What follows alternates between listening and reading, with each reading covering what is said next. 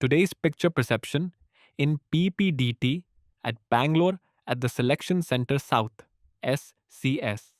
Amit was a 23-year-old NCC cadet, known for his discipline and sense of responsibility.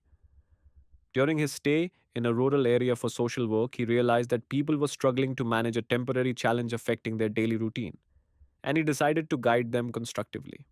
At that time, Amit discussed the situation with the villagers and listened carefully to their concerns. He analyzed the available resources and suggested a step by step plan to tackle the issue. He motivated the villagers to remain calm and cooperate with one another. Amit ensured proper coordination among different age groups and encouraged mutual help. He personally participated in the work to set an example and maintain discipline throughout the process. His organized approach created a positive atmosphere, and people worked with renewed confidence.